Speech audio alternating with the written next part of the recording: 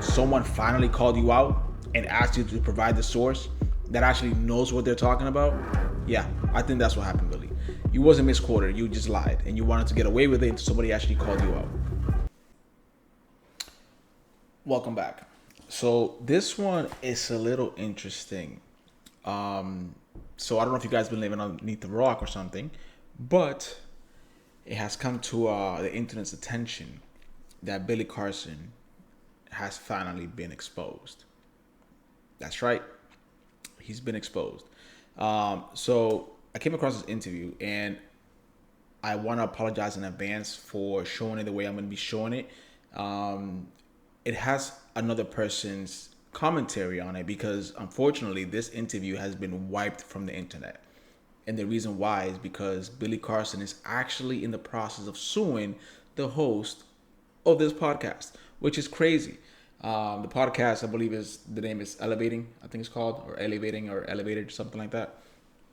But yeah, it's pretty insane. Now, again, I am going to be commenting on a commenter's video, and the reason for that is because the actual interview has been delisted from the internet. So with that being said, I will try to kind of fast forward during his commentary, and I'm going to be adding my own. I'm going to try not to skip through this interview, as this interview is a little long. So it's not a typical video that I would do due to the fact of the length of the video. But I feel like it's important to get out there because from the beginning, I kind of knew that Billy Carson was kind of a fraud. Yes, I'm saying it. He's a fraud. The fact that he believes in the Sumerian tablets and he believes in how we came from aliens. And basically, he's trying to denounce and dethrone Christianity, which for that, I'm not for. So with that being said, I'm all for him getting exposed. And the fact that he's actually suing Wes Huff, which is the guy that he's interviewing with or having a debate against, shows a lot. My guy, it was just a debate. I don't think you have to sue anybody because you lost a debate. But with that being said, I'm going to stop commenting on it now, and let's just get to the video so you guys can actually make your own decision. Again, it's a long interview. I'm going to try my best not to intervene that much, but if I have any commentary, that's what you're here for. That's what I'm going to be giving you. So let's get to it. Businessman. He's been on Elevating Beyond last time, sharing your whole story behind the story. And what you hugely special. Mind you, I will say, Billy Carson has been on the PVD podcast and Joe Rogan. So this guy is spreading misinformation literally worldwide. So this is why I'm kind of happy to be doing this video. Specialize in as well, you just came back from Egypt, is like the emerald tablets. You've been studying those since what, you were like 6 or something? I think? No, not the emerald tablets. Oh, okay. Yeah, the emerald tablets I've been studying for the last probably 10 years. Okay. Yeah, but since I was 6, I was studying aerospace technology, which then led me into understanding more about advanced technologies and then finding the link between advanced technology and ancient civilizations. Stop to these ancient sites to get the information hands-on. Okay. And that was weird. I just heard a little chime. Wes, you there? He's frozen. All right, I'm going to go ahead and fast forward to where Wes actually comes on because it is like a 25-second delay. Hello? Wes, we got you back on. He's on. So I'll introduce Wes too, but yeah, what I was just saying real quick, Billy, too, is I also shared. By the way, I want to give a thanks to Johnny Clash. Not familiar with his YouTube channel, but he's literally the one guy that has a full interview on the internet right now, as far as I can find, anyways. So belief, I think too, with you, with God, is I also believe. I know God is within me too. Mm-hmm. It's just, and I don't believe that it's like you have to do 20 circles in the sand and like do a ritual to that was through like my connection with Jesus, where I know throughout my life, that's been my, when things are tough, it's like the strength of God is literally within me. Right. So like where we do agree on, where like a lot of the heresies and stuff through over religious practices would be like, no, you have to come through the head of this church to be blah, blah, blah, you know. Right. And personally, and we're about to get Wes on, so we can have two really smart people in this talking about it, but I'm just breaking it down to my level of my understanding. That's been what really drew me in, is kind of when Jesus came and flipped all that on its head and was like, no, we're not, what was it, like the Pharisees, like what were the hype? He's like, we're not having to go through all the rules. He's like, they're actually worse than this thief right here, and really looked at what was in people's hearts, you know? Right. And Wes, now that we got you on, Wesley Huff, historian, linguist, biblical scholar, PhD, and athlete wannabe. I like how you threw that in the bio right there. And Wesley, my man, I think it would be great to, I know you guys were both recently in Egypt. There's tons that I'm interested in that. How all these things show up in Egypt is baffling to me. But just going right to it, I had here, Billy, you talk about how Jesus was never crucified, which is interesting because my wife, who's a Muslim, they believe that as well. Their beliefs, from what I understand from her, are they don't think that Jesus, as they believe is a prophet, God would have him killed. But I don't think they have any Now, I will say this. The biggest reason for this interview and why this interview is so important when it comes to Billy's career is because he literally thrives on dethroning Christianity. So if Wes can prove that Christianity is actually true, or he can debunk Billy, his career is over. Literally, all his money came from Christianity or bashing Christianity. historical evidence, as far as I know, as to what or how or why they believe that.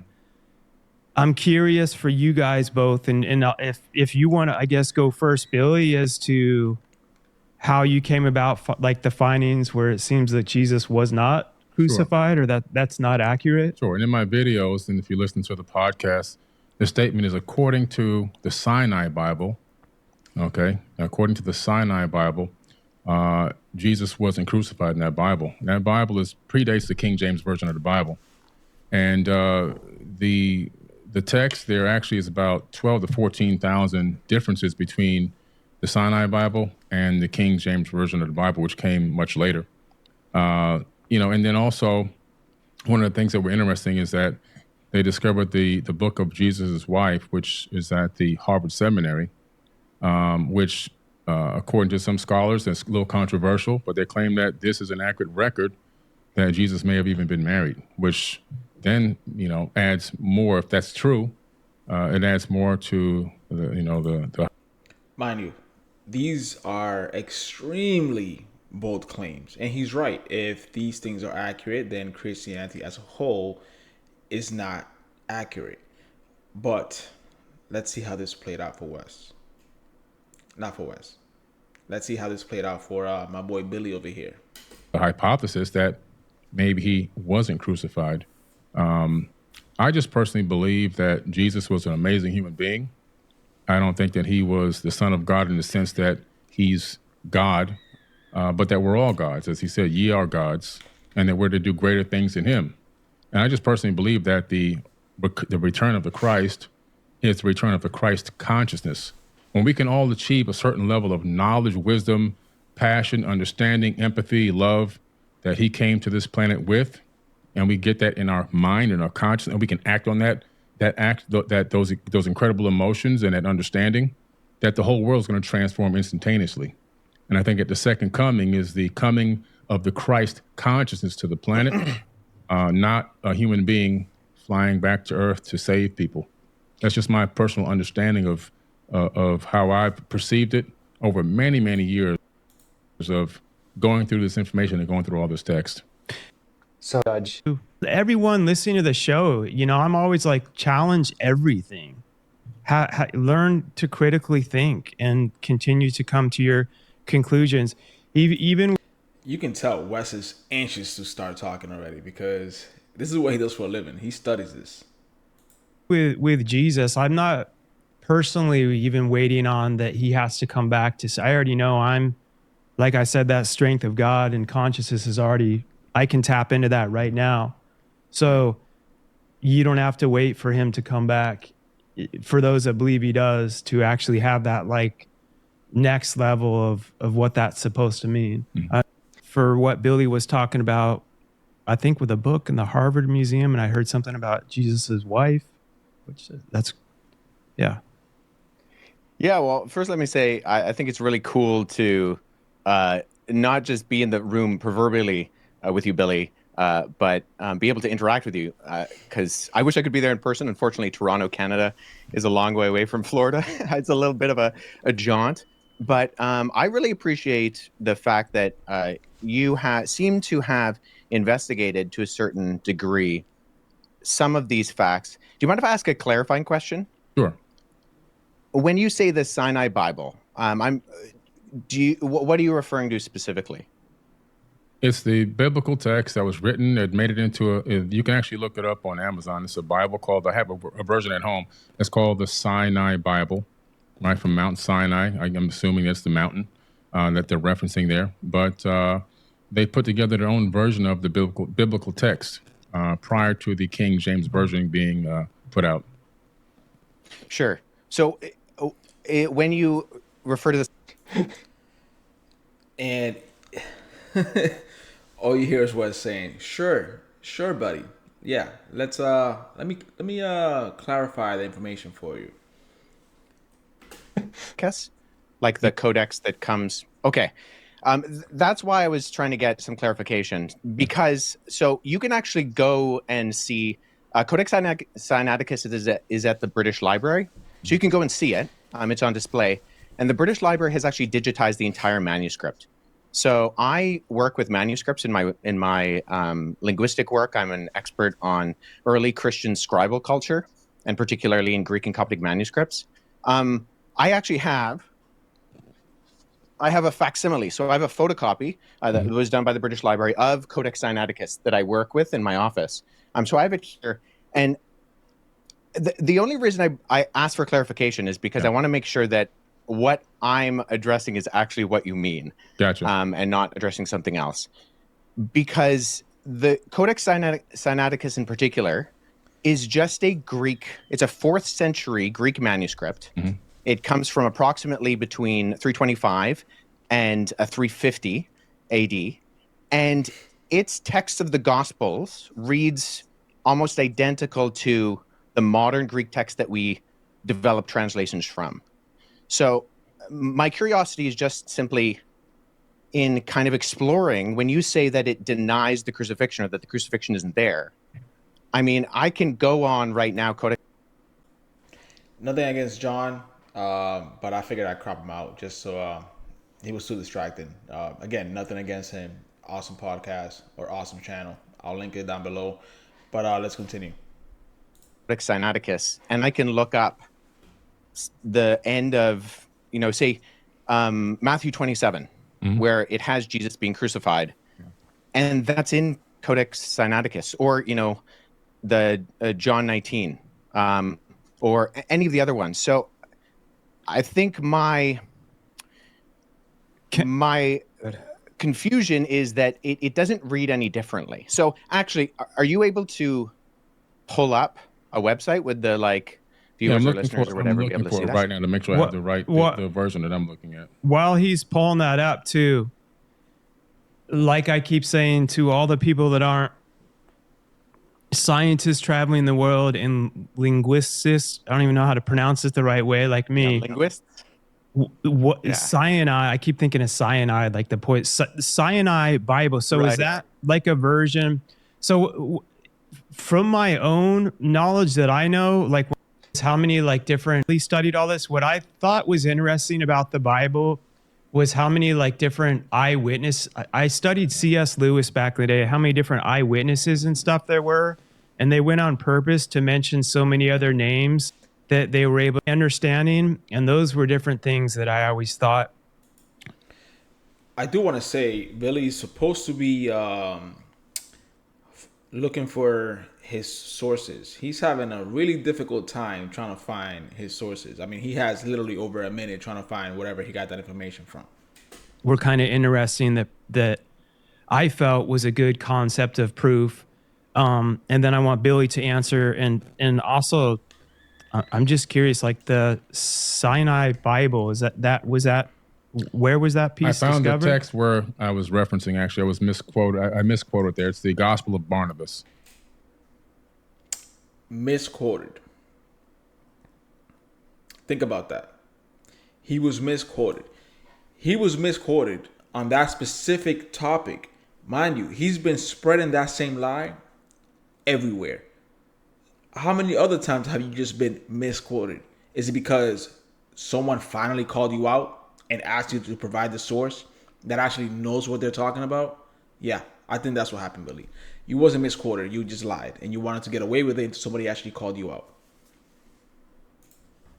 Getting done some of his then. Okay, yeah. Well, so that's good. So let's deal with that too, because I've actually worked with. There are two manuscripts of the Gospel of Barnabas. The Gospel of Barnabas is a really interesting document because it is a known forgery, and so that's why I think it's important to get to these sources. So, at the very start of the Gospel of Barnabas, which we only have two copies of, one is in Italian and one is in Spanish. We see right off the bat that the Gospel of Barnabas, not to be confused with either the Epistle of Barnabas or the Acts of Barnabas, which are two apocryphal documents from the 2nd century, but the Gospel of Barnabas in particular, we know it's a forgery because it does things like in chapter 92, it says that Jesus spent 40 days on Mount Sinai, and then he came to the Jordan River. But Mount Sinai is more than a week's journey away from Jerusalem, and neither Mount Sinai nor Jerusalem are close to the Jordan River. So never mind there not being a route from the Jordan River to like around Mount Sinai or going to Jerusalem. But there are internal problems with the Gospel of Barnabas, which indicate that it shows no actual indication of evidence of coming from or even having knowledge of first century Jewish understanding. It actually says Jesus is the Christ, but not the Messiah, which indicates that whoever the author is, he didn't know that those were the same words. And I think a bigger problem is that the Gospel of Barnabas actually paraphrases Dante's Inferno, which was written in 1314. So there's a lot of internal evidences that disqualify the Gospel of Barnabas, never mind the fact that we don't have any evidence of it prior to the 14th century, and none in any other language other than Middle Age Italian Italian and Spanish. But the internal content of the Gospel of Barnabas disqualifies it from being ancient. And then the fact that it's doing things like paraphrasing Dante, or it also refers to a rule of the time of Jubilee, which was changed in the Middle Ages from what it was in the biblical year of Jubilee. And it goes with the Middle Ages concept, not the ancient concept. So I think what I'm getting at is, so I'm a historian, and I deal with sources. So when I'm looking at sources, I want to make sure that I have a methodology by which I approach any type of source. So if there is something that denies the crucifixion, I want to make sure that I'm analyzing it and that the methodology by which I analyze it actually reveals that the content can be accurately tied to the event. So if we're talking about, say, Codex Sinaiticus, that's in the 4th century. Now that is, I would agree with you, Billy, our oldest copy of the Bible in the sense of cover to cover, Genesis to Revelation copy of the Bible. Right. The problem is that we have individual copies of all 4 Gospels going back hundreds of years before Codex Sinaiticus. So I have a facsimile behind me of P66. The way this guy just articulates everything and literally has all the evidence he needs right behind him is fascinating. This is a late 2nd century copy of the Gospel of John. I work with this particular manuscript. I can just show the screen right here. This is an almost complete copy of the Gospel of John. And it Is that the has the papyro crucifixion. by any chance? Yeah, that a so word that I just papyrus made is up? just the what it's made out of. It's the So material it's on. I got that from Chat GPT, by the way. Yeah, Sorry, so guys. I'm just I trying can to sound actually- smart for a sec.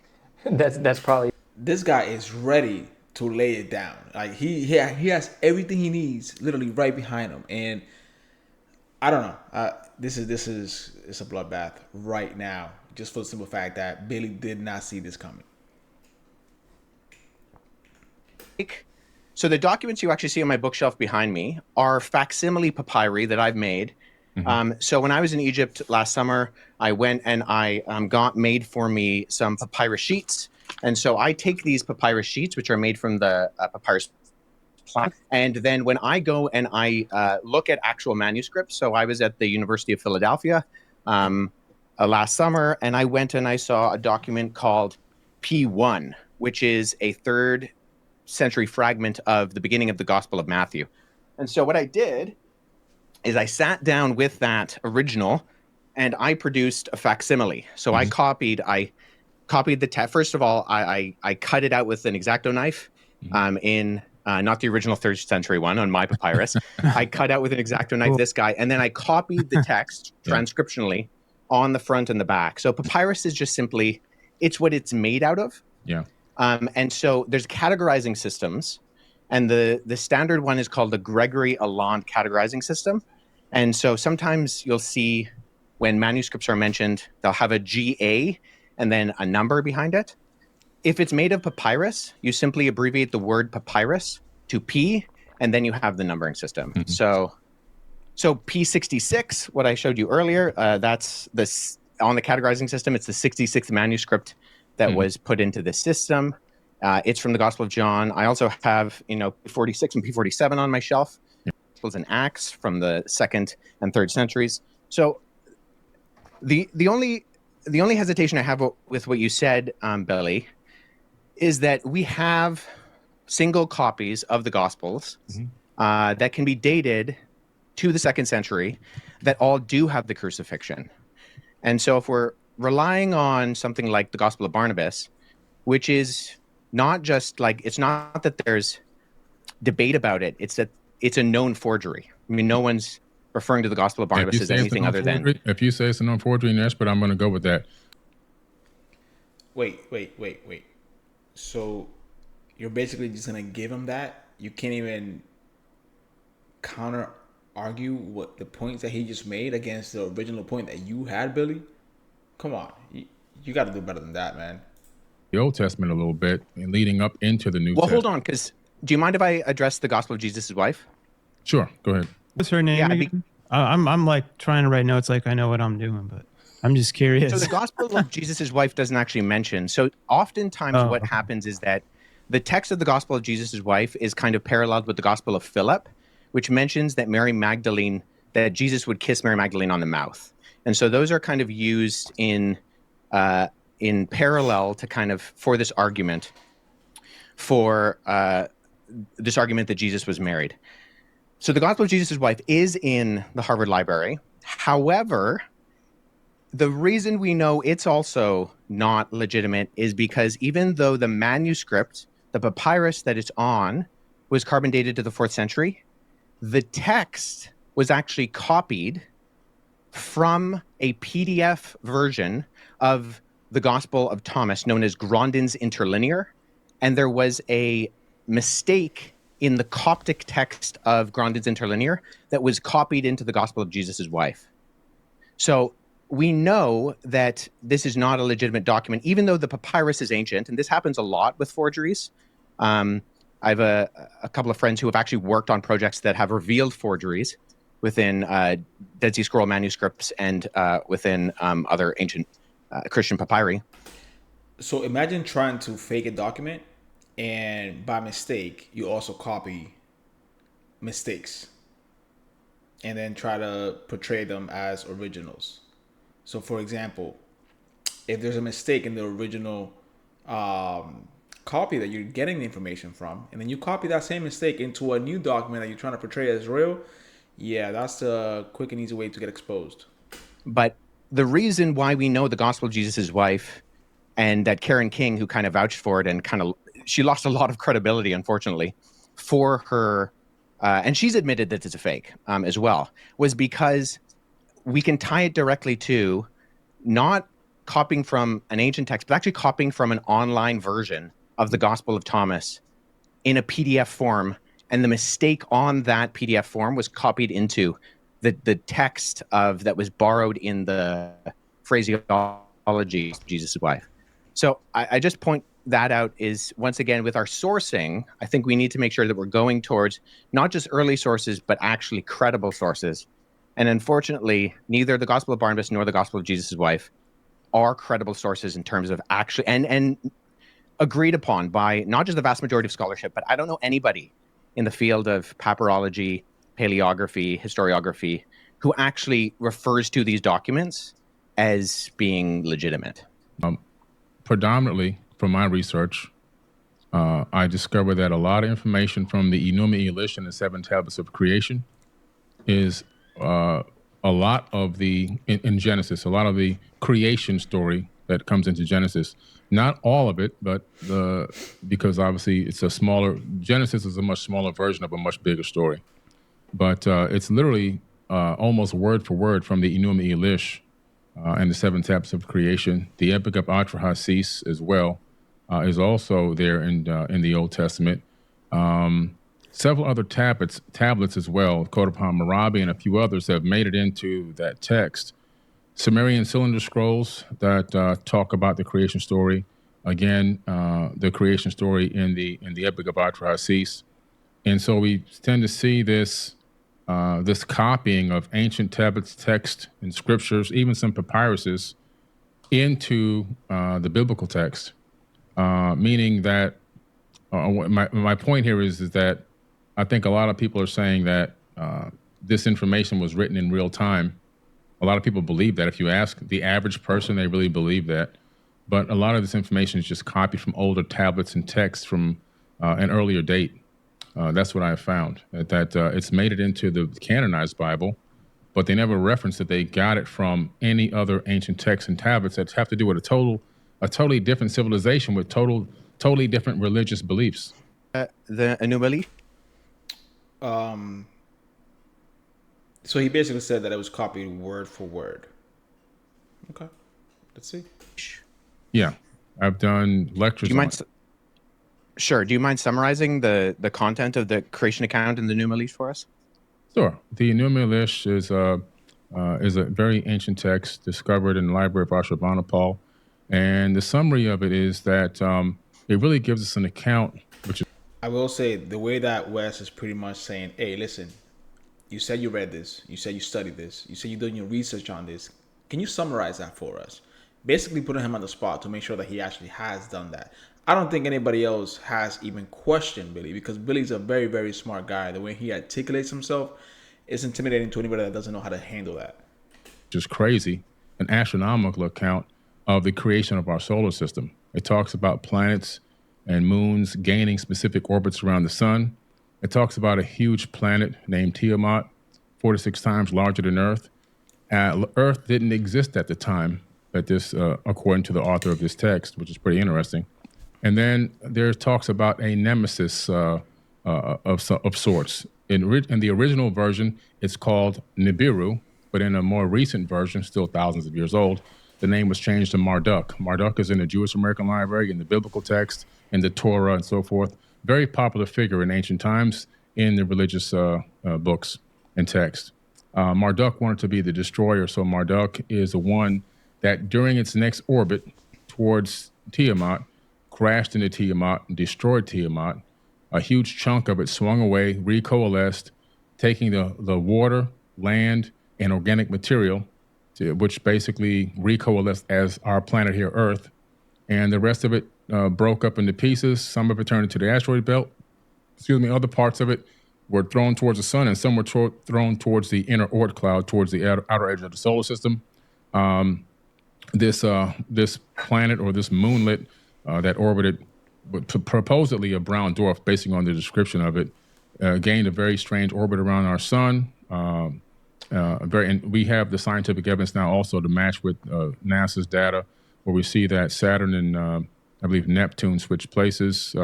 Uranus is flipped on its side, and that's more evidence that something came through our solar system in ancient times and gravitationally really tugged at planets here and switched up their orbits and even pulled the axis of a planet on its own side, where the equator is now running north and south. So a little bit of modern astrophysics kind of backs up what this ancient text is saying. But the Enumalish also then begins to talk about the fact that these beings, it kind of cuts into the fact that these beings, are on Earth and at some point begin to engage mankind. In other words, they didn't create people from scratch, but they engaged the existing hominid and began to utilize us as workers for their workforce. In the Atrahasis epic, you see a much similar story, slightly later date period, but still thousands of years old, the Epic of Atrahasis. And we see a very similar story. And we see where the sons of God literally came down to Earth. They came from Mars, according to this text. If you read the translation of the planet Mars and to English. And then they went to battle. They were going to go to battle in South Africa against Enki and Lil and Anu. And they come to terms without going to battle. They argued that they needed women, human women, believe it or not. And they also wanted a workforce. They didn't want to continue to do the labor. They were cleaning out the Tigris and Euphrates rivers, digging canals, building cities on Earth, and according to the text on Mars, not according to me. And a decision was made by Enki and Anu and Enlil to allow this experiment to happen, where they would take the existing hominid here. They would slay one of the gods, meaning that they would, in my opinion, that doesn't mean that they're going to kill it, but somehow, some type of genetic modification or manipulation, in my personal opinion, that's my personal hypothesis. But in the end, it ends up being that human beings are now doing a lot of this labor and worshiping these people as gods, as they, my personal opinion, masqueraded as gods. A lot of stories there are parallel stories that you see in the Bible, even the Tower of Babel incident and many other crazy stories that are in the Bible. You can find a lot of those true stories in the ancient text, like the Epic of Gilgamesh, where you can find the true story of Noah. They found the Noah tablet to give him instructions on how to build the ark. It wasn't a big boat. It was a round disc that he built with sections cut up on the inside. Like, you can see Wes is getting irritated right now. He's basically saying, okay, are you done, bro? Are you done? Come on. Let me put my 2 cents into this. Let me correct you real quick. a pie. So the Q 4 or 5 over, I believe it's at the British Museum now. That was discovered about 4 or 5 years ago. I believe it's at the British Museum now. So there's a lot of text that's just been covered and copied over into the biblical text. And I think that, in my personal opinion, a lot of people are just became a cargo cult, worshiping people that were masquerading as gods. I do believe in God, by the way. Let me make this clear. I believe in God. I believe I believe in that there's a creator of the universe. I believe that the mathematics, the quantum physics, all proves that. The fact that we're here, I believe this universe is imbued with a divine energy and a divine spark that lives inside of all of us. I just don't believe that the God of the Bible is truly the creator of the universe.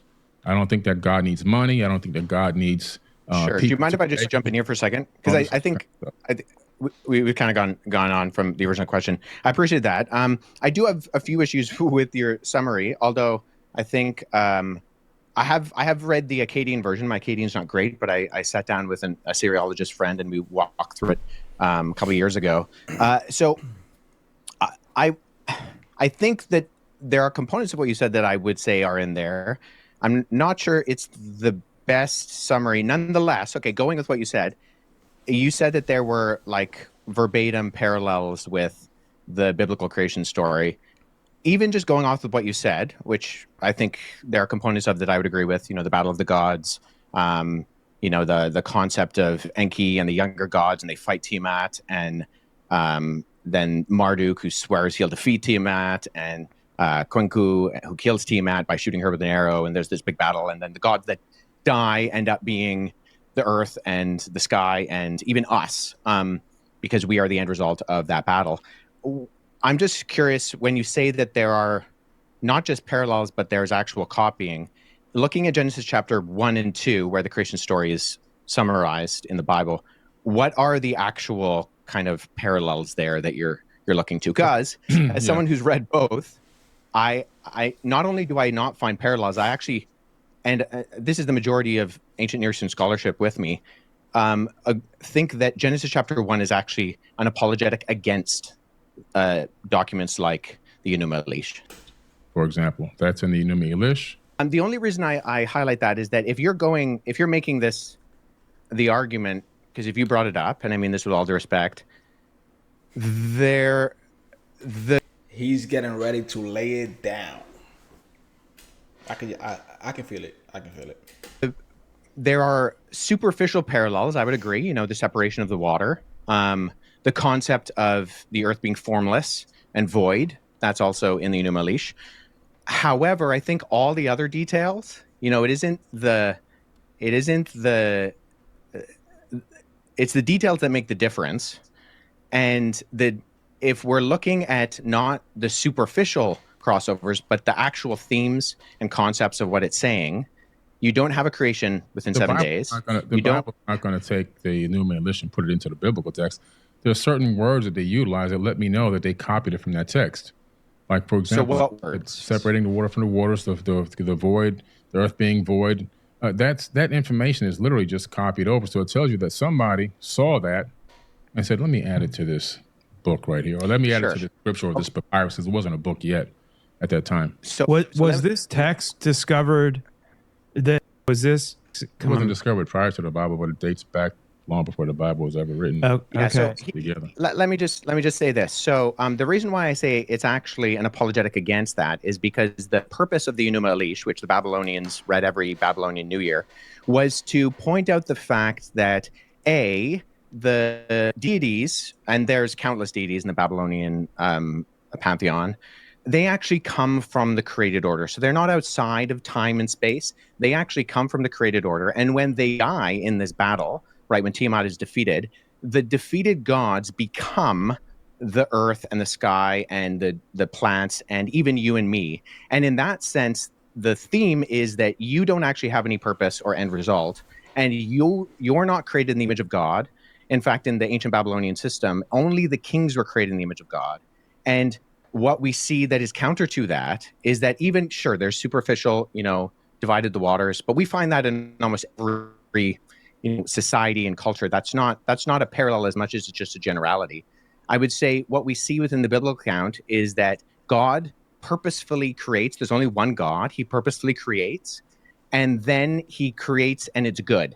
And it continues to say it's good 7 times. And then at the end of chapter 1, just for, you know, the thick people in the original audience, it says, and then it was very good. And then he creates humanity, not kings, but simply the humans that he creates in God's image. And they have purpose and meaning, and that instills them with this creation order. And that's not what we find in the Enuma Elish. In fact, we find the opposite in the Enuma Elish, is that the created order is not good. It's a mistake. And that you are not created in the image of God. And there's a reminder that regular people are not created in the image of God. So linguistically, I mean, sounds like a contradiction, right? Hebrew does have Semitic ties with Akkadian. It doesn't with Sumerian. Sumerian is a language isolate, a glutenizing language. But I would say, just with all due respect, the parallels linguistically are not there. There might be superficial kind of concepts that are there, but they're so superficial that we can find them in everything. In the sense of, I'm in my office studio, you're in your office studio. That doesn't mean that, you know, that we're the same people or we're even in the same place. Does that make sense? Yeah, but I don't agree with that. I just see if I have all these texts out, there's a lot of different information that you can see. There's a lot of it's been copied word for word into the biblical text. So what exactly was copied word for word? Separations of the water? That's it? You got nothing else? That's literally your entire word for word copying of the text? But what's the word for word? In your version of my guy, what you believe in, you keep saying that God's a he. Where do you get that from? But listen to what he said. He's deviating from the word for word and now going into a completely different topic of like, hey, you said that God is a he. Where did you get that from? Why don't you address the word for word situation? Because we haven't forgotten about that. Throughout both the Hebrew Old Testament and the Greek New Testament, you have the masculine singular pronoun used for God. And why is God a man? Where's the evidence of this? Well, God isn't a man. See, within historical Christianity, we don't believe that God has a gender. However, the way that he has decided to reveal himself is through the masculine plural, and then ultimately by becoming a human in the person of Jesus Christ. So we don't believe that God has a gender.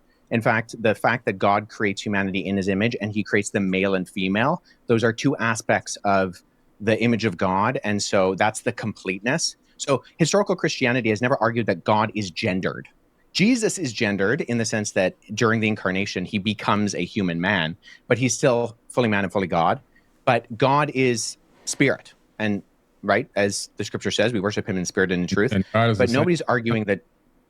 What's that? Sorry? God That is, always blows my mind God too. is the same all the time, right? He's always good. Trinity. It's- Yes. Yeah, So- but we do see that in scripture, God has revealed himself through the masculine plural. And there are aspects of That's God's character convenient. that we see within scripture that do actually communicate.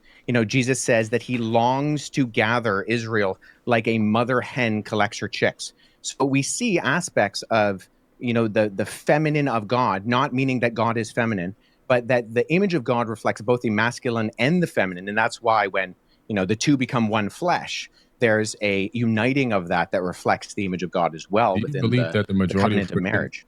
Do you actually believe that the majority of Christians really believe that God is not masculine, that God is has both aspects?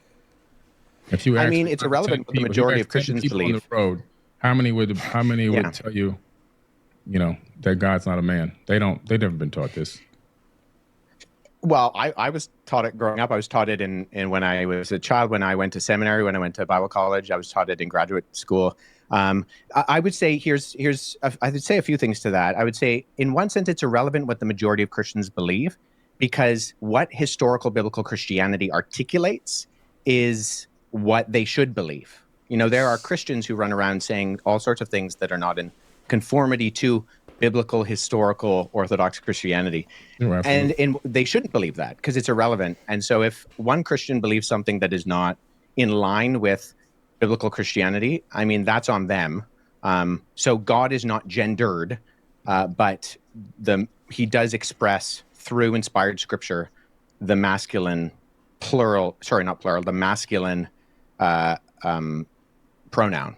That's pretty convenient. I mean, for an all-knowing, all-loving God to understand that human beings are going to take that and abuse it for eons. It's pretty interesting. Also, I'm trying to understand. Yeah, I mean, so hold on. Let me speak to Wait, that can I because it say is something there interesting real quick, guys? I have to. Yeah, sure. If it was only for the Old Testament, I would have a hard time following a lot of stuff. Like what you said, putting the boots on women and stuff. That it was when Jesus came that when they were literally like, oh, if a woman, you can just accuse a female of having an affair and murder her, and that's like okay. That he was he just reminds me of anyone that basically challenged everything. And people would say that it didn't contradict what's in the Old Testament, but however people were interpreting it, they were believing that they were following the Bible to women can't do this. You stone them if they have an affair or if they're accused of having an affair. And Jesus, as we know, the famous scene when they were about to stone her, he's like, he who hasn't sinned cast the first stone, basically saying no one's perfect. And was the first one that I know of that started like speaking to other tribes and other countries that people weren't supposed to, like they were so racist and prejudiced. And this is where my heart opened up, is like he stood for this love and this God that broke down all these barriers and just flipped what all the scholars and everything was saying on its head. And that's where I found that I believe that he was crucified, because he went so far like against the grain at the time.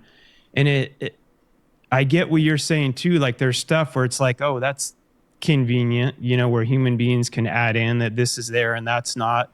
But something else that I always was curious, I'm like, if especially the New Testament, if it was like written by man and stuff and pre-planned, I'm like, I think they would have done a better job of not making a lot of the people so like ignorant. The people that were like literally with Jesus questioning him half the time, like, bro, I don't know if you can do this miracle. And Jesus is like, dude, you just saw me yesterday turn water into wine. And I'm like, if they really, if I was writing a story, I'm like, I want everyone. I would say this. I understand what Mark is trying to do here. He's trying to give his take, but at the end of the day, he's hosting this debate between Wes and Billy. He should just let Wes and Billy go at it. I understand you want to put your 2 cents into it, but you're taking away from the interview. That's just my personal opinion. People are logging in to see what Wes and Billy have to say. With all due respect, I don't think they really care much about what you have to say. So, to believe this, I would make the people not like is questionable. It's like they have so many characteristics where the humanity in it is, and like even one thing in the Old Testament that David and Goliath kills Goliath, a man after God's own heart. I'm like, if you're pre-writing this to be the perfect person after God's own heart, then he becomes king. You're gonna like have the story end perfectly, but then he goes off to see, he's watching this lady bathe nude, has an affair with her, has her husband killed. Mm-hmm. It's like, but then goes on to keep praying to God and coming back to God like with a humanity. And God's like, this is a man after my own heart. And it's like finding all these human flaws is, to me, showed so much of like the beautiful struggle that, and I'm not going off everything you guys are talking about, which is factual stuff. I'm just talking from my own experience of ways where I drew and continue to draw my own conclusions. And I'm much more about my relationship with God personally, with Jesus and God. It's the same, over worshiping the religion, because so many people can, as we all know, that's wars are created, slaves are taken. There's so many horrible things that have been done in the name of religion. And it's sad. And that's where Jesus comes back into the game to me. I'm talking you guys to me, to where he was like the one that was like gathering all these people of all these, like, what are you doing? Like, we're supposed to be here helping each other. This is about loving each other and coming together. Like, you're killing them because they eat meat on Tuesday and they don't eat bacon on Sunday. And you're literally like murdering each other. It's so messed up. So I get where people look at different organized religion and stuff, and they're like, this is horrible. Like, on behalf of Christians, I'm like, I'm fully apologetic for, what was it, the Crusades.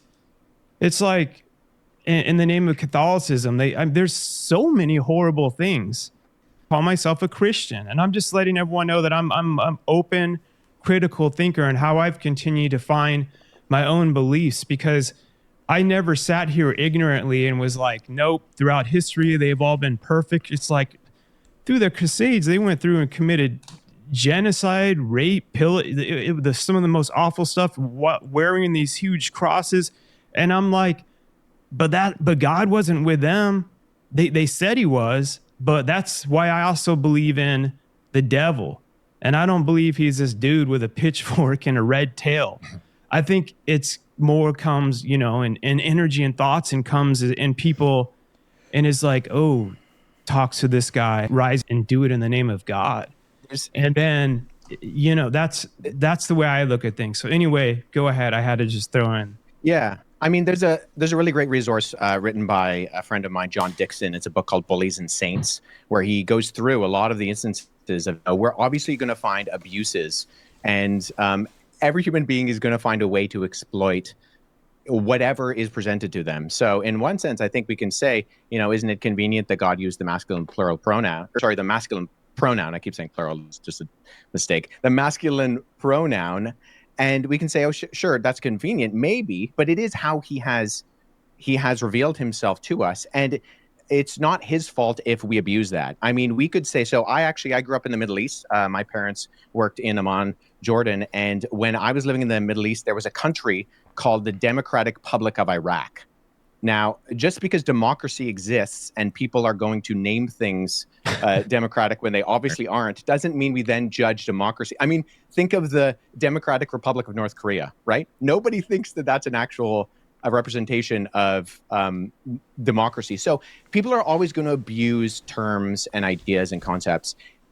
The difference is, though, I think historically within Judeo-Christianity, you have this ethic that we were talking about before that I think is fundamentally different than what we find in things like the Enuma Elish, the Atrasis, and other things, in that we are created in the image of God. And actually, one of the earliest criticisms of Christianity are by individuals like Celsus, who is a Greco-Roman philosopher in the 2nd century, where he accused Christianity of being foolish, dishonorable, and stupid, and he called it the religion of slaves, women, and children.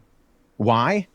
Not because God used the masculine pronoun for himself and people were abusing that, because the concept that Christians believed in of everybody, no matter what your gender, your race, your social standing, Paul says in Christ there is no slave nor free, there is no Jew nor Gentile, there is no Scythian or barbarian, there's no male nor female. These things united people. And we can see there's a historian named Rodney Stark. And in his book, The Rise of Christianity, he actually says that you can track empirically the agency of women across the ancient world by the movement of Christianity. So that, in other words, whenever an area became populated by Christians, we see a direct correlation with the privileges and treatments of women that expand in time when the surrounding culture largely didn't view women as being fully human. So I think we're always going to have abuses, but if there's one worldview that exists that gives agency to people and says that everybody has worth by nature of being just human, it's the Christian worldview. And that's where I think it's very different. So we can argue about why we think God should or shouldn't have revealed himself in his pronouns, but I think that's actually irrespective of the historical reality that we see within the impact of Christianity, particularly on the West, but around the world, and how it gives agency to the marginalized. You were raised Christian. I always think about this, like my wife who's Muslim, and our beliefs at the core are so similar, but there's some differences. And I wonder, like, if I was born in Sierra Leone, West Africa, where she was, I know in the Bible says Christ revealed, but C.S. Lewis is someone that I really respect, because I'm an entrepreneur. I'm a think outside the box always, and we should be. No one should just be like sheep and follow what any of us are saying. Do your research on your own with everything, of course. But what led you, going back to C.S. Lewis real quick. He was a famous scholar who was once an atheist, set out on a journey to basically disprove the Bible. As he went to do that, he himself found out that it to be like one of the most historically accurate written books, which really shocked him. He then became a Christian after that. He's done the Narnia movies, Lion, the Witch, and the Wardrobe, or their books. They weren't movies when he passed away. But he has an amazing...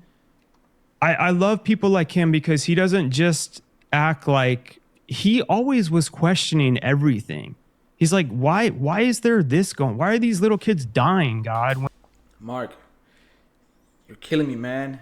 Come on. Just let Billy and Wes talk to each other, please. When they're... but something that he continued to come up with, which reminded me so much of Jesus and the love conquers all things too, is when so many people overly get caught up on religion over the relationship. And he's like, I've actually met some atheists that are closer to God without even knowing it. And No, they're not. I've met some Christians that are further away from God without even knowing it. I believe that too so much. And I'm just really curious, like, as you went on your journey as being like a historian, studying biblical text, and then being raised, of the church, did you take it? I don't want to put what, because did you take it upon like, whatever I continue to discover, I'm going to have to accept, like, say something you did find when you were in Egypt revealed differently than what you were taught? Like, did you kind of tell yourself, I'm going on a quest, like searching for truth without like a set conclusion to prove Christianity, knowing that it could go either way? Am I making sense? Yeah, I mean, I grew up in a bit of an unusual household in that my mom grew up in India, and my parents, when I was younger, I was born in Pakistan, and I spent a portion of my childhood in Jordan. I grew up in majority Muslim countries and surrounded by majority Muslim environments. And we had, a copy of the Quran in the room. In fact, we had the Bhagavad Gita and the Book of Mormon, and for a little while, other documents in our house. These were things that my parents, although they never verbally said, these Christianity is true, therefore these are not forbidden. These are not verboten. The truth, capital T truth, of the reality of the world we behold can stand up against scrutiny and investigation. And I did do a great deal of that as a kid.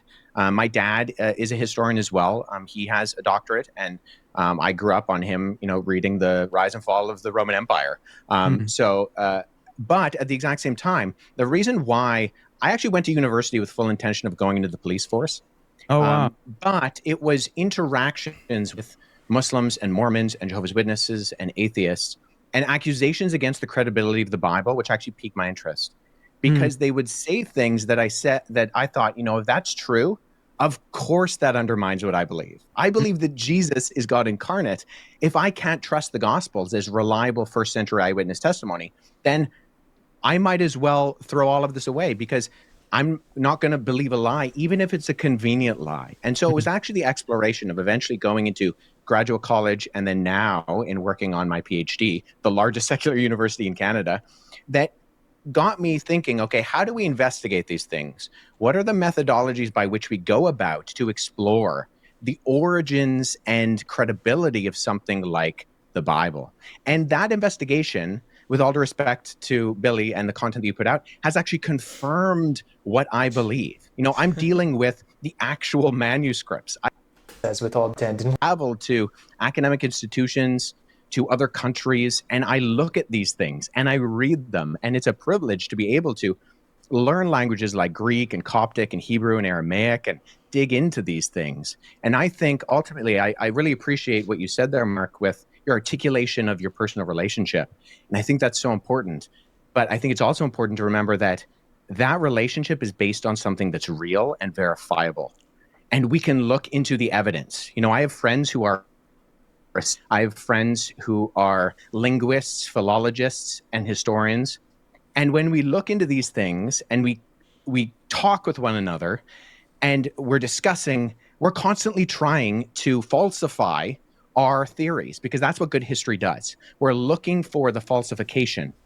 You don't go in, ideally, if you want to be a good historian, with trying to prove your original thesis. You go in and say, okay, what are the avenues that actually could disprove this? And then how do we engage with those in an appropriate and articulate manner? So what I believe is true, but I believe it based on the evidence of the actual documentation. I've read a lot of the literature that you're talking about, Billy, the Enuma Elish, the Atrahasis, the Bhagavad Gita, the Epic of Gilgamesh. See, the real difference between Wes and everybody else is that we got to be honest. Most of us haven't read half of those books. The fact that Wes has read those books, which is the same books that Billy pretty much puts his entire career on, I think he was just not expecting that. I don't think Billy was. I don't think he knowingly knew what was coming. But yeah. And I've read some of them in their original languages because I've tried to be a good historian and go back into the primary sources.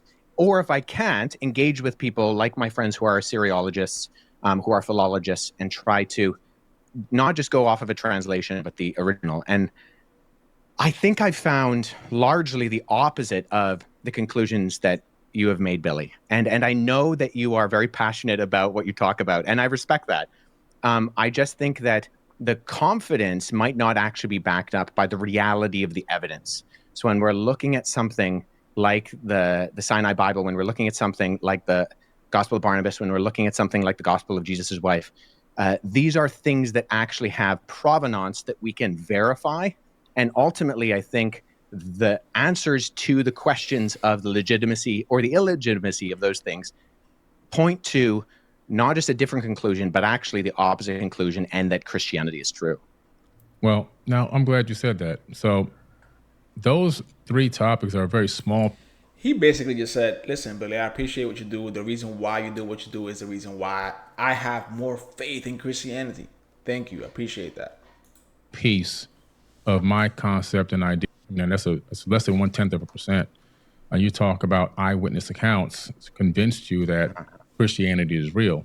There's been eyewitness accounts of every culture that I've visited around this entire planet, and their eyewitness accounts of what they experienced is 100,000% opposite of what's in the Bible. People have. What do you mean? Can you give me an example? The Dogon tribe, for example, in Mali, Africa. They experienced a culture that they claim came to this planet from Sirius B. They have the evidence that they knew these beings were from Sirius B because they have the instruments that show the orbit of a trinary star system that we couldn't discover until the 1970s with our modern technology, okay? They understood not only the orbital pattern of Sirius A, B, and C, but even that B was a failed star, which you can't see it from Earth with the naked eye. They knew that it was a white dwarf. They even knew that they said that if you took a tablespoon of it, the entire tribe or 1,000 men couldn't lift the tablespoon. They understood mass and gravity as well. They were told the shape, the sizes, and the colors of all the planets in our solar system, which they recorded. And there's only one wisdom keeper, and that person can never be touched by a person. Wisdom keeper, and that person can never be touched by a person. If they get touched by another person, they'd actually be killed. And then they eventually have a mentee that they break down that verbally handed down knowledge to. And that next person then takes over and becomes the wisdom keeper. And they've been doing this for thousands and thousands of years. And science, modern science, has found all their information to be 1,000% accurate. Then you have the Hopi tribe of the Americas, indigenous tribes, Hopi tribe, Lakota tribe, also having engagements with these quote unquote star brothers, even having an account of them being taken underground, which you don't see just only in America. I just came back from Turkey. You have the people from Turkey in Mesopotamia also being taken underground into a place called Derinkuyu by these beings, by these people, a structure that's built 12 stories deep underground, that's made out of volcanic tuff, a very soft stone. And if you don't know what you're doing, it'll actually collapse. There's no evidence of any collapse. And it was thousands of years old. It was reused many times. So the mainstream story about what it was used for to hide from Romans is actually false. This place is ancient. And in order to build it, you actually have to have foreknowledge of how to construct this type of an underground civilization that can hold 20 to 30,000 people, places for livestock, places for worship, with no sign of collapse. Then you have to have hundreds of ventilation shafts. And I've been down there. Those ventilation shafts cut through solid rock all the way down to the core. And there's even more. It links to other underground cities that are miles and miles away. As you get to the very base of this area, you can cut through and go to another location. But again, these people were taken under. Also, then you have the ancient Egyptians. Similar story. Major catastrophe comes. These people come and take them underground. Then you have the information in the Egyptian book of Going Forth by Day. More accounts by people, our ancestors, that have accounts that do not match up with the biblical text. And so all of a sudden we're saying that all these cultures, the Aboriginal people, I can go into them as well. I've gone for a walk. And the Aboriginal elders, same thing. They were seated here by Pleiadians. This is their verbal handed down history for thousands of years. And I can go around the world and I can come up with all this information from all these eyewitness accounts from people that should be respected, dignified, and shouldn't be scoffed. And that we're now saying that all this information that they put forward, all their verbal handed down history, all their written history, that's got to go to the side because this one text is 1,000% accurate. Sure, but so my question is, most of that is oral history, correct? Oh, it's all oral history, even the Bible. Okay, so when we're engaging with oral history, what methodologies are you using to confirm that the orality is accurate? Some of these cultures have written down information in caves. You've got cave paintings. The Dogon tribe actually have not only written down Sure. in No, caves. I don't disagree with that. The Yeah, they question is even one have of the tools historic. that show the.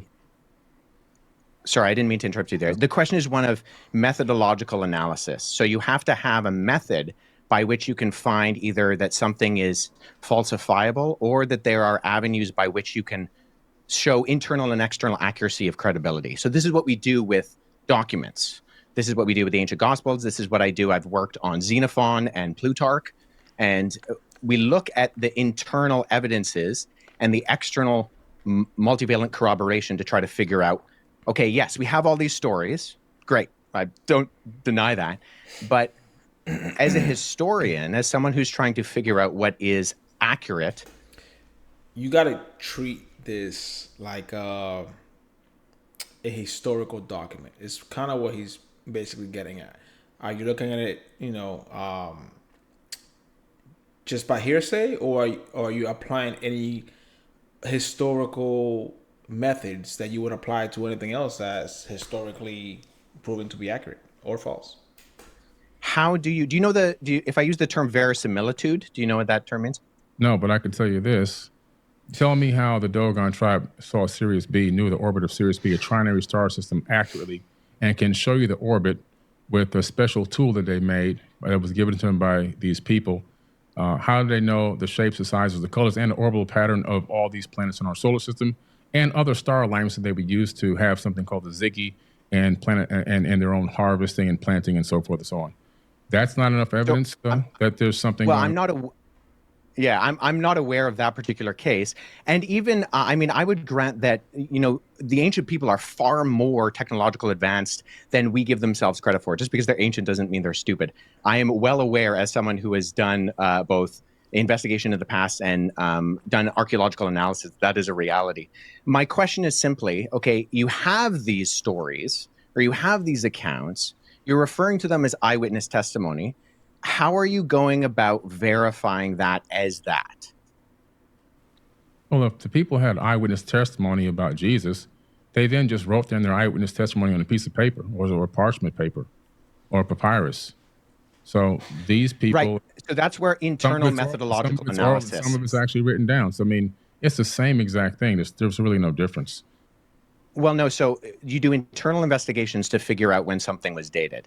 So something like so when I use that term verisimilitude before, that's something we as historians are looking for. It's a term that simply means the appearance or likelihood of truthfulness.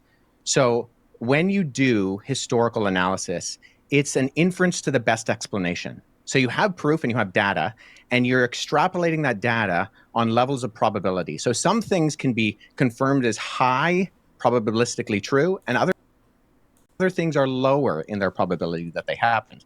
But there are different methodologies, different ways that you explore historically how that happens. Well, so for the Gospels, we look at... That was with the Dogon tribe. Scientists went there to visit the tribe, and they still have no answers because they used their modern science. They took the best scholars to visit these people, and they're still scratching their heads. Something happened there. Sure. And I'm not even denying that necessarily, but the question is, okay, we need different levels of evidence and exploration, not just scientifically, but historically, to derive something as eyewitness testimony. Now we have mountains of that, and I'm more than willing to go into some of that with the Gospels as early eyewitness testimony that can be verified externally and internally. But nonetheless, the only reason I ask, Billy, is because I've listened to a fair amount of your content, and I'm unaware of the methods that you use to try to discern between what is an accurate source historiographically and an inaccurate source historiographically. Well, Does that make sense? I use getting in an airplane and traveling to these places, doing my own research, talking with the indigenous cultures, and researching as much of the text that is available that I can possibly find. Okay. So I don't dispute that. And I do believe you have done that. But even from what we've talked about, so you've researched the text, but when we talked about the crucifixion, everything you cited was either, and I mean with all due respect, false in terms of the Sinai Bible, because Codex Sinaiticus is just a 4th century Greek manuscript of the Gospels that we have today, or they were verified forgeries in terms of the Gospel of Jesus' wife. You might be right. You may be right on that particular part of the topic, but like I said, that's less than 0.1% of the information that I hold. Sure, but this is the original question. So yeah. So that's what I'm saying. I'm saying, okay, well, so I'm going off of what we've already talked about. So you said you explore the text. I don't deny that. But the evidence, by going off of what you have put forward in terms of the actual documentary evidence, is not just less than convincing in my respect. And I mean this with respect, because I think you have done a lot of research. You've traveled to these places. I have too. Like, this is what I do as my career. But I'm not really getting indication, because in history, we go to the primary sources in their primary languages. And when Mark asked, okay, why do you deny the crucifixion? The sources you used were not primary. Okay, we're still talking about the same thing over and over again. There's so much more we can talk about here. We're wasting a lot of time. You haven't addressed it. So that's this amount. Do you There's guys so think much more stuff to talk about? Different cultures and stuff describing these other beings, could those have been, I'm not an expert theologian or whatever, but like where it talks about war, I always want to personally ask you this too, where in the Bible it talks about like wars between the demons and the angels. There's a lot of crazy stuff in the Bible too that you can prove it's been written, but it also takes some faith, because you can't physically see where there was wars between demons and angels and stuff fighting in the heavens. So there's tons going on, obviously. Could any of those have been, like, from what you've discovered or how people have written it, do you think those could have been demons or angels? I don't believe in demons or angels at all. You don't believe in them at all? Nah, I don't believe in demons and angels. When you read Azazel coming down in the book of Enoch, coming down, and the first thing he does is teach people how to make knives and swords so they can cut a man's head off. You read, you see these quote unquote. Where's that in the book of Enoch? In the book of Enoch, Azazel. He comes down and he teaches. Where is that in the book of Enoch? Is it? The only reason I ask is because there are two Enochs, first Enoch and second Enoch, and only first Enoch is an actual historical amalgamation. Not to correct you, Wes, but I think Okay. And then you analyze the fact that these angels are having sex, they're getting drunk. These are just people. Whoa. Where are angels getting drunk? Angels party, they go, they hang out with people, they go to war with people, they put on their outfits and go to war with people. This is in the Bible. Where are they getting drunk, though? Well, they get married, okay? Whatever that means. But they're having a good time. They don't get married. Okay. Not married. In fact, Scripture says that angels can't get married. Merry Christmas. Not married. Mary, M-E-R-R-Y. But the point that I'm making here is when you start to really analyze what these angels are doing, and you start to analyze biblical text, you start to say, well, how many people did Satan actually kill? And when you start doing the tally on the numbers, God's doing most of the killing in the Bible, doing all the killing. And then God says in Isaiah, I created the good and I created the evil. Do what I say at the Lord. So he's saying that he's doing the good and the evil. That's what he's saying. Yeah. Now, my personal opinion on this whole thing, I just let me get this out because we keep going over the same rhetoric over and over again. My personal opinion is that the biblical text is a good book. Like I've said, I've got videos. My number one video on Twitter has me saying this.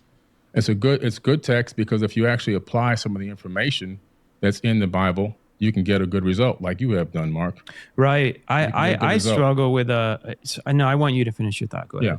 So because you can get a good result, but there's a lot of misinformation in the Bible. There's a lot of false information that's copy from ancient text. And if you go by that text, all of a sudden you end up with 400 years of slavery. You end up with abuse. You end up with divide and conquer tactics that separate people. You end up with people thinking that they're the chosen ones and they're the chosen people. And we've been promised this promised land so we can eradicate another race of people because this is our land, because God promised it to us. You have people that want to go on the papal inquisitions and torture and kill and murder over 80 million people. You have the American Holocaust, 111 million indigenous natives slayed. You have all this going on because of this text, which is set up so contradictory throughout its path across time. You get into the New Testament, slavery is still being condoned in the New Testament. Was it? Honor thy slave master as you would honor God or Jesus, it says, I believe. So in Ephesians. So I knew the Old Testament. I always thought but the God of the Old Testament too. Like I'll let you go real quick, but I'm just, and I know you have to go soon too, but I'm speaking as I challenge my own subject. It was always, I'm telling you guys, this is where Jesus came in and changed everything for me. But like the Old Testament too, it is hard for me to read.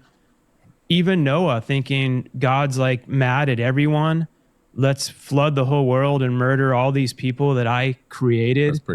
Wes, as a Christian, and I don't have the whatever they're called, papyrus. There isn't. This is where people but I continue to follow in my heart. But it's so Jesus did not seem like that at all. But they say God's the same as then as he was now. Like time, he created time. So he didn't come down, as Jesus and change and evolve and then come back with new information and be like, you know what, I don't think I'm going to flood and do.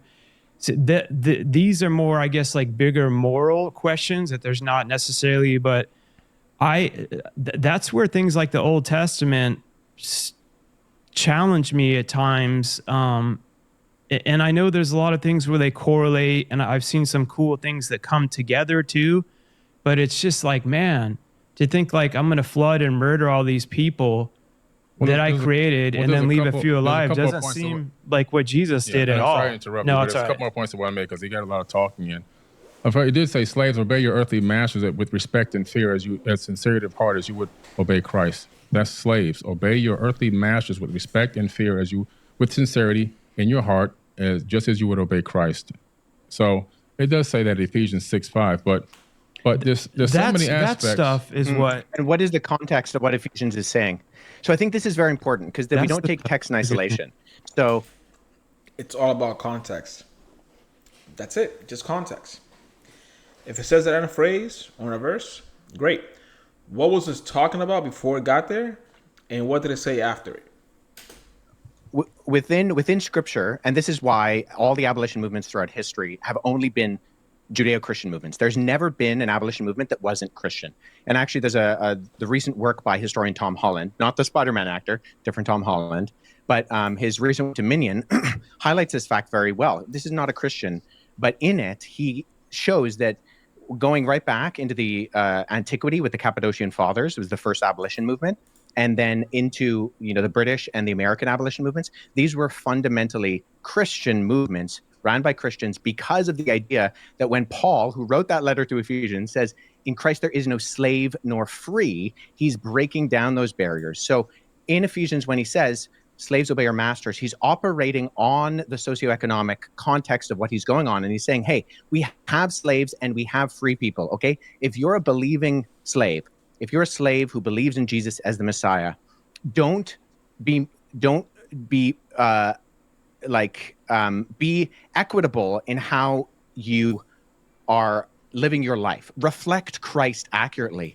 And that's a movement that he is fundamentally working towards that eventually starts to completely take out the legs.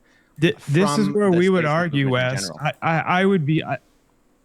I love, by the way... Come on, Mark. I love that this is respectful. I don't feel this is all just three grown-ups talking in a healthy way. I appreciate Wes. And I think this is going to give us but this is where you and I sitting down in the room, I would be like, great that you came to that, but like what were the methodologies did you use to conclude that him saying the slave be the master to the slave, you're able to interpret it meaning that he's meaning that? Because I was also raised in the church, and I would question when they're like, oh, in the old days when they said women don't wear jewelry, that's a sin. You would know the exact verse.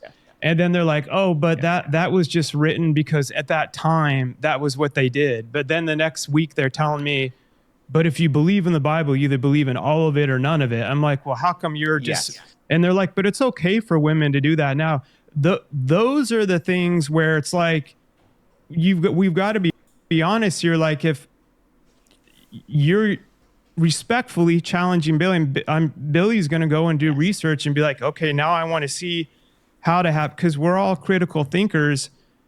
Those things seem to just get so blindly pushed over when they're like, but that doesn't apply now. And it's like, Right. I think there's more common ground than people think, and some of your words have recall, but also like, it's weird to me to think that he would be like, women aren't allowed to wear jewelry and this crap. And then Jesus came and he's like, none of that matters. And then for them to be like, oh, that only made sense then, but now it doesn't apply.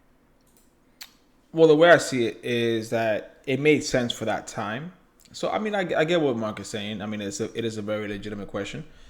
But if I was to give my opinion on it, is that it was for that specific time. And then when Jesus came, it was a different time. So rules needed to be changed. I don't think it's anything more than that. But let's see what Wes has to say about that. But believe everything in the Bible all applies. You know what? Like as a Christian myself, this is why like I'm always like, So there's a discipline called hermeneutics, and that's the methodology of interpretation. So there are multiple levels that you interpret something. So whether we're dealing with, say, the book of Ephesians, or we're dealing with Tacitus's Annals, we look at something and we contextually read it within the framework of how it's being written. So there's a historical approach where we look at the context. Okay, Paul is writing to a church in Ephesus. What's going on in Ephesus, and how is what he's saying in that city in what is modern day Turkey, how does that pertain to that particular time and framework? Where is Paul coming from? How does it pertain to now, though, is my question. Because so you're giving me... Here's how I answer that question. And I love you to death, Wes, but you're starting to give... Sorry to interrupt you. I believe in God. Again, Mark, this is not between you and Wes. This is between Billy, that has to leave apparently in a very short amount of time, versus Wes. Let him speak. And Billy believes in God too. I get why things are challenged and things need to be challenged, but it's saying that was to women then, but being raised in the church and stuff, they say, but then they'll pick something and they're like, but that doesn't apply to them now, because in that context, he was talking to this certain town. Well, that's not written anywhere. And they're like, well, if you go to blah, blah, blah. And then they say, well, God is all knowing. So he perfectly chose what was in and out of the Bible. I believe whoever created the universe, which is God, in my own opinion, is way smarter than any of us.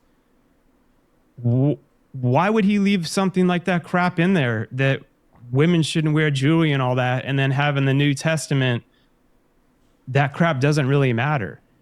I do think there is parts where things got written in, and I don't think they're the major things personally, like whether or not Jesus was crucified, which I think is a major thing, because if he wasn't, that I've studied that a lot, that would challenge that would challenge the core of my whole belief system over whether or not it said if women can wear jewelry or something.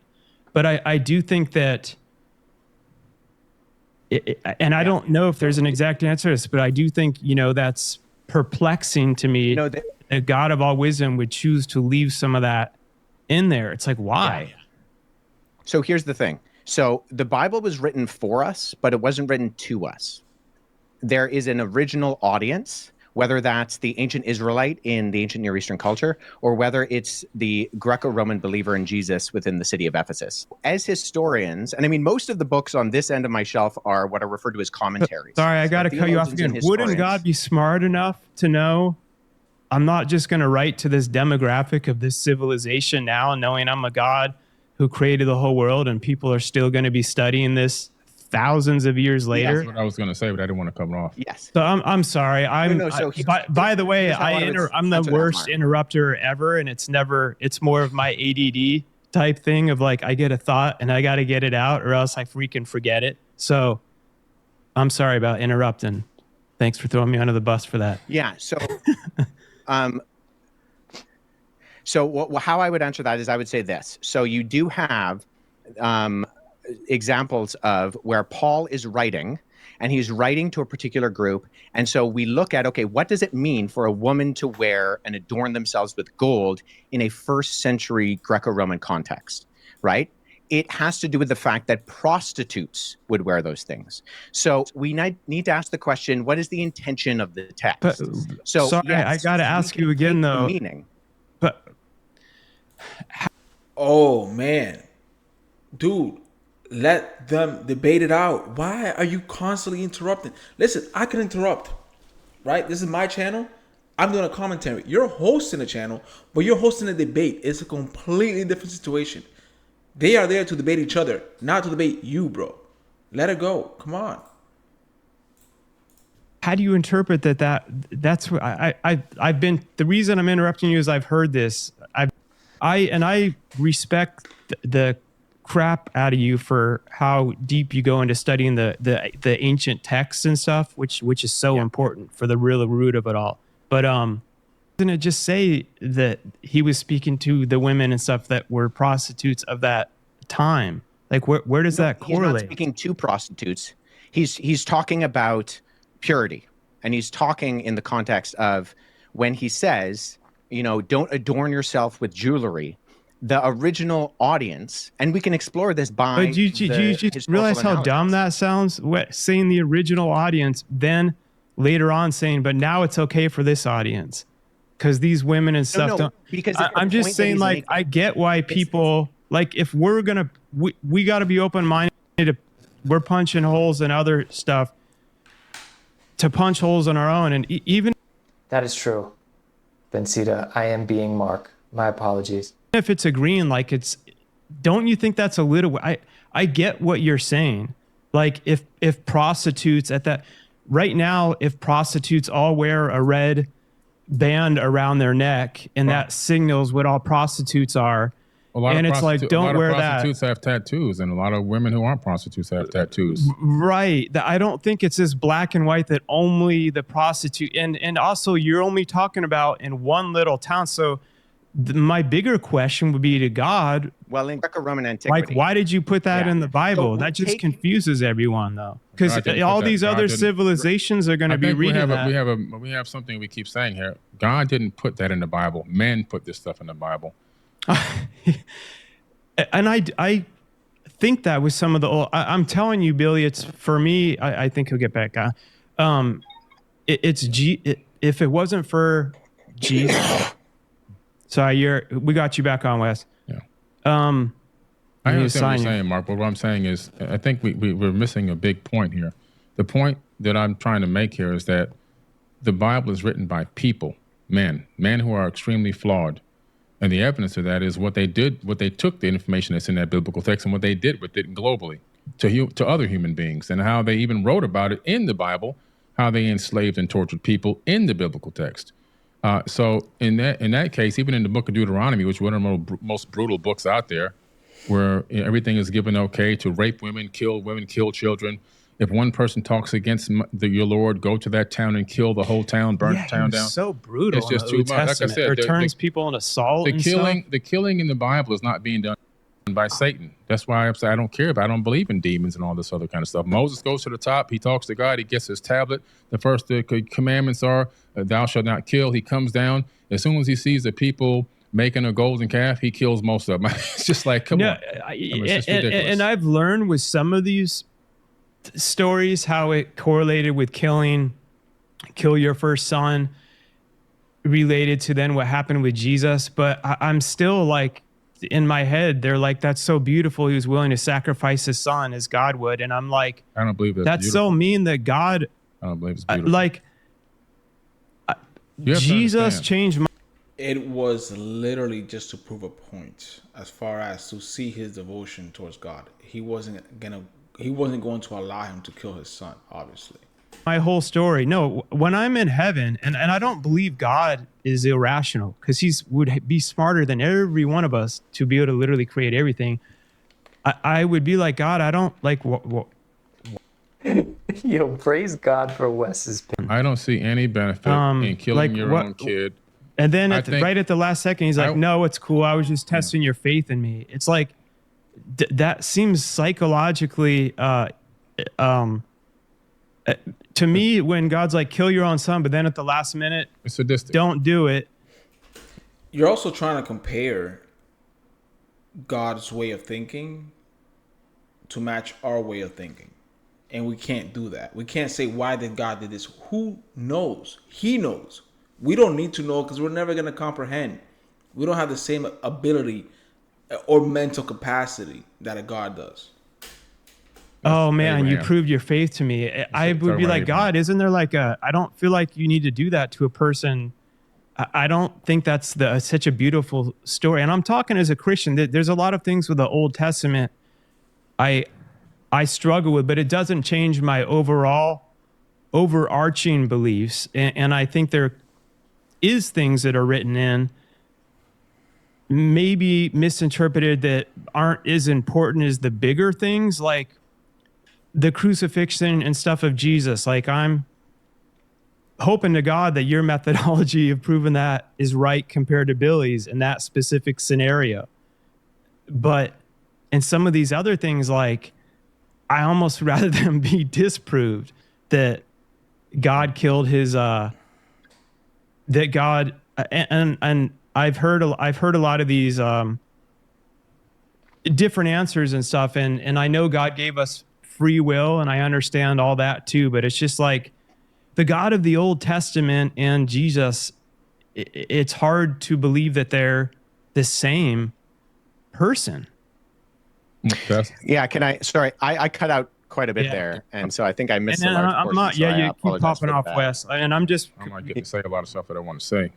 Go ahead. I'll shut up. So Yeah, because Mark is interrupting. Actually, let me just say this. So the most quoted verse of the Bible in the Bible is a version of Exodus 34:6, which fundamentally describes who God is, that he's compassionate and loving, full of grace and mercy, and abounding in steadfast love. And so, in fact, if you read the book of Jonah, the beef that Jonah has with God, the reason why he doesn't want to go to Nineveh, is because he believes that God is so loving that if he tells the Ninevites to repent and they repent, God is going to forgive them. So fundamentally, we have the picture of God consistently throughout the Bible, both in the Old and New Testaments, as being a God who is rich in love and mercy and abounding in steadfast kindness. And so we want a God who is just. And just to speak very briefly to the slavery issue, I mean, Leviticus 25 condemns by death the man stealing. So stealing someone and selling them into slavery. And the fact that the 10 Commandments are prefaced with, you are a nation who was slaves. You know, I'm the God of Israel who brought you out of Egypt. So there's a fundamental difference, and there's lots of literature on this. I would encourage people to read my friend Paul Copan's book, Is God a Moral Monster? He's written some excellent stuff. He's also written on Did God Command Genocide in the Old Testament? He's a leading expert in the field of a comparative analysis of ancient Near Eastern war literature. And so there are very coherent explanations for these things, and that slavery within ancient Israel was very, very different from what slavery around the ancient Near East was like. And on top of that, once again, when abolition movements happen, what's that? Sorry, Billy? I said slavery continued on throughout the Bible with no problems. But it was always undergirded by the fact that this was not the ideal, that this was something that should not be done. And even slavery within ancient Israel was fundamentally different than slavery around the ancient Near East. This is not a contested fact. You can look at the scholarship of individuals like Wright, who has written extensively on this. He's an ancient Near Eastern ethicist. And there's vast difference between the law codes in Leviticus, Deuteronomy, and Numbers, and something like the Code of Hammurabi, which puts people on a tier system and gives different punishments depending on where they are within society. That's not true in ancient Israel. If you were a king and you stole somebody and you sold them into slavery, they would punish you by death. But if you steal somebody else's slave, you can't steal somebody else's slave. That's not a good thing to do, right? The point that I'm making here, I got to say something before I get out of here, is the Bible is full of contradictions.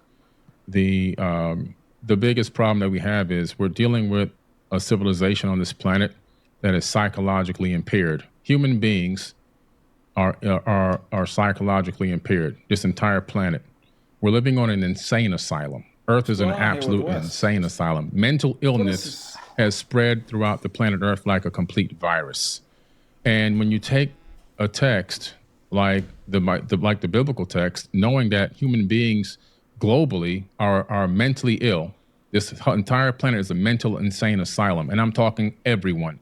All 8 billion, whatever number of people we have now, are all mentally ill. And what I mean is there's different levels of mentally ill. We all have trauma that we're not dealing with. We all have internal issues. We all have situations that shadow work that needs to be done.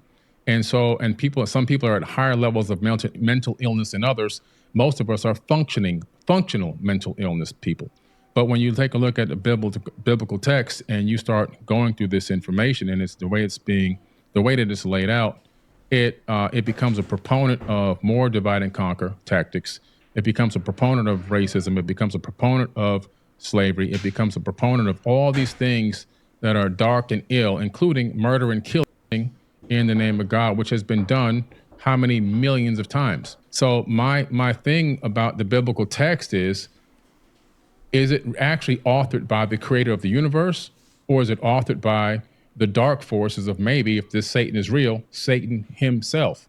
And the reason why I say that is because all-knowing, all-loving God, omnipotent and omniscient, that is creating not only this universe, probably most likely multiple universes, because a creator never stops creating, especially with infinite power, is now at some point going to author a text that is going to allow human beings to misinterpret it and take it in his name and begin to slay people, torture people, and enslave people worldwide, to claim that you're chosen ones, to set up a state of chosen people, and then to even claim that you have chosen land, and to torture and kill even more people, women and children, in modern times, still going on to this very day. To me, that doesn't seem like a very intelligent being, especially a being that knows the beginning and the end. So if you know the beginning and the end, you have a certain level of foreknowledge. You have advanced knowledge that goes beyond. You know what's the ending before the end even occurs. So you set up everything for success. What happened? And I'm going to drop the mic on that.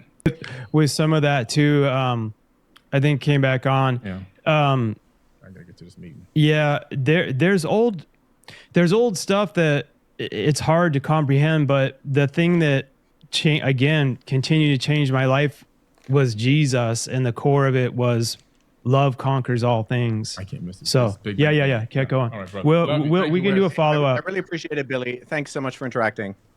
So I would personally look how fast he leaves. No respect whatsoever, because he knows he got exposed. There were certain things that he couldn't address, still wouldn't address. It's not gonna address. And the fact, you know what? I'll get to that in a bit. So if it doesn't cut out a follow up on just out of my own curiosity, Wes, of these are things, again, like Jesus has changed everything in my studies. I mean, I was young, I was in trouble, I was in jail at age 17. It changed my whole life, and everything Billy was just talking about. Yes, of course, we all know people are broken. It's Jesus that has helped. All right, so I'll just see if Wes is gonna respond at all to the last statement that Billy had, and if he doesn't, then I'll just stop it, because we're not here for him and Mark type of conversation. We were here for Wes and Billy's debate. So Help me through. All of us were never perfect through my brokenness, and it's unfortunate that some of this stuff has caused, people can pull something and there is anger, and there's truths to what he was just at least talking about there when you were cutting off about the wars and everything too. And it's sad because that's not what Jesus is doing there for us. And for people that all right, I don't think he will do that. I don't think he's gonna respond to Billy, and that is for the simple fact that he was probably without connection, as we all saw there. But I will say this though: the fact that Billy is suing Mark for putting out this content, and the fact that he's also suing Wes for using some of this content, that alone should tell you, Billy, you're full of crap. That's it. Give it up. Give it up. Stop trying to dethrone Christianity. It's not going to happen. You are full of crap. Anyways, I don't usually do this type of videos because these are long videos, and I could have done who knows how many reactions on this particular, with this particular time. But I feel like this was such a big reaction that we needed to do for the simple fact that Billy's just out here spreading misinformation to everybody. And he's one of the most, honestly, he's the guy that we should probably stop on supporting. Because again, he's full of crap. All right, with that being said, let me know what you guys think in the comments. The comments have been lit lately with the last few videos that I posted, so I definitely like the interaction. I will try to pretty much get to everybody's comment. If I don't reply, you definitely get a like. But I try to reply to everybody, and I don't delete any comments. So with that being said, make it interesting down there. And if you guys like what you guys see, like what you guys have seen before in the past, in the future, whatever the case, you guys know the whole spiel. Like, subscribe. Catch you guys in the next one.